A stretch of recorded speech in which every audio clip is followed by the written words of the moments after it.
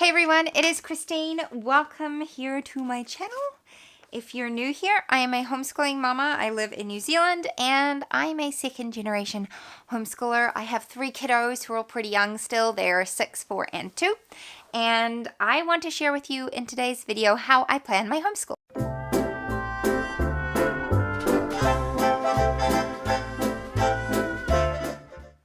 So if you are new and you're interested in seeing more homeschool content from me, please go ahead and subscribe.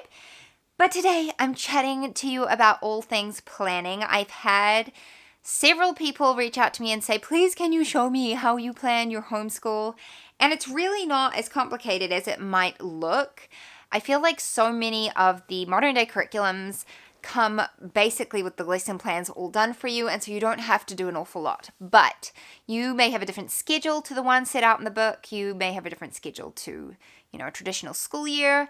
And so planning can be helpful. And I don't know about you, but I find it so helpful to be able to visualize my year and to put it all out on paper. It just lessens my mental load somehow. And so you might be the same. So I'm just going to talk you through what I do. I have a homeschool planner, which is from Anna Vance Paper Co. I love her planner. I love it. I can't even tell you how much I love it. It is such a blessing to me, and it's just everything I could ever need in a planner. So I have a link for her planner down in the description below if you want to go and have a look for yourself. That link is like a referral link, so it gives you 5% off, which is pretty cool. So her planner is what I have been using for the last year or so, and I will be getting another one for our next school year. So I use that in conjunction with Google Docs because I like to write things out, but I also like to have a set plan that's all pretty and neat and tidy. And so for this school year, what I did was this. And I don't know how to show you this aside from talking you through it, and then I'll kind of show you what I've done. For this school year, what I did was broke our terms into 6-week terms. I didn't want to follow our traditional school year here in New Zealand, which is 10 weeks on, 2 weeks off, and then a 6-week break, I think, at the end. So instead of doing that, we're doing 6 weeks on, 1 week off, and so we're going to have a total of 6 terms. And I really like that, and so far it has worked very well for us this year. And so not all of our curriculum fell into that. We've used, especially our enrichment stuff. So a year of tales is what we've used for science and nature study, art appreciation, and all that kind of stuff.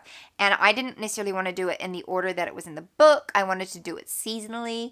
And so I ended up changing that all out and breaking it up. So what I started with was I wrote down a list of the subjects that we're doing, which included Bible, science, handwriting, English, and math, and then a year of tales, which covered a bunch of stuff. And what I did was I broke it into group activities, and I broke it into individual subjects. So that's how I broke it down. And I also set out my planned read alouds for the year. Now, you all need to know this right off the bat.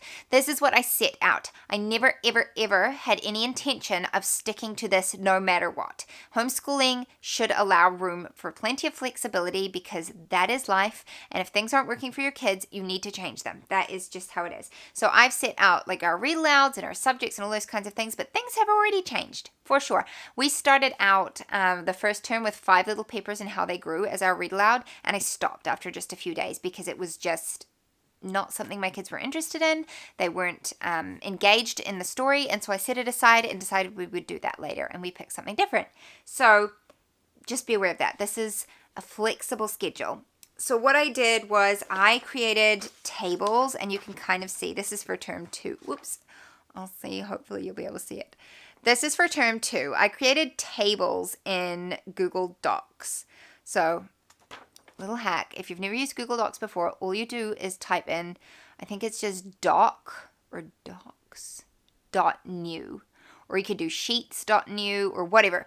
And it will bring up a fresh template for you. And you can create this kind of stuff. So I created a table. I'm not going to do a whole tutorial on how you set that up because 1, I'm not a tech wizard, and 2, I just it would be too hard to show you it all. It's very easy to find out though. So I created a table that had like our schedule and all that kind of stuff. And I did 6 of those and I wrote that down, and then I've actually got some more on the back here. So each one of these is a week along there. And the days of the week, and then I've got a read aloud up here, and then on the back I actually left space down the bottom so I could write supplies down that we need for that term, so for like science projects and things like that.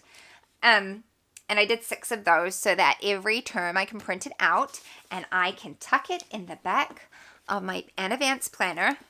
At the back here there is a pocket, and I can pop it in here and refer to that every week when I'm planning out my weeks.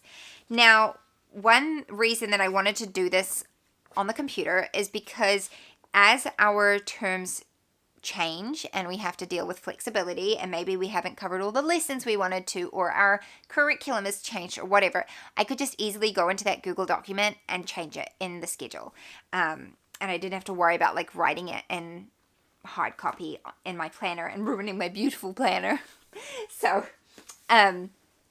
that's kind of my mindset about that, because I have already had to go in and edit things in this, and I like just being able to print off one at a time and refer to it. And so that has worked really well, and I literally just went in and put down what I wanted to do every day as a general guide. But remember, this is your guide, it is not your commander-in-chief, okay?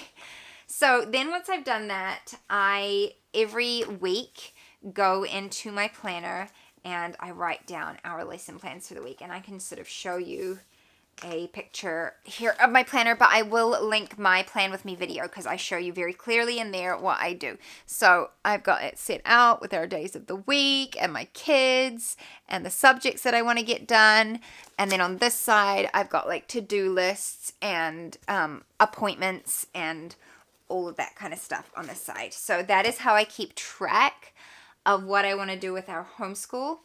Other sections that I use in my planner are my map your year. Where is it? Hang on.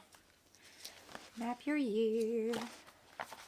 So I've got my year mapped out here so that I can easily see what our weeks are going to look like, what holidays are coming up, and when our breaks are going to be.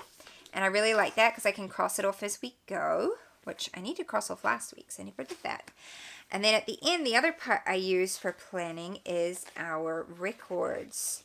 So there are lessons at a glance here, and you can write in your lessons that you want to do each week. I write them in pencil in case that something changes, and then I can change that. But as we complete them, I cross them out with highlighter, and that kind of shows me where we're at. And then there's another part. I kind of do the same thing a few different ways because it just works for my brain, okay? Don't feel like you need to be doing all this. But she's also got like a checklist here at the back. Hang on, I'm showing the wrong thing. And I use this as well to cross off subjects. So I've got like different subjects written in here. I've got Bible, history, and geography down here, and I've written in all of the numbers of the lessons, and then I cross them off with highlighter as we get them done, because it is a very easy way for me then to look at it and say, okay, we're about halfway through this, we're doing well. And then you're not so much tied to a schedule as much as a rhythm and a flow, and you can kind of like, maybe you look at it and you go, oh, okay, we actually need to kind of hunker down on this, we've been neglecting a little bit.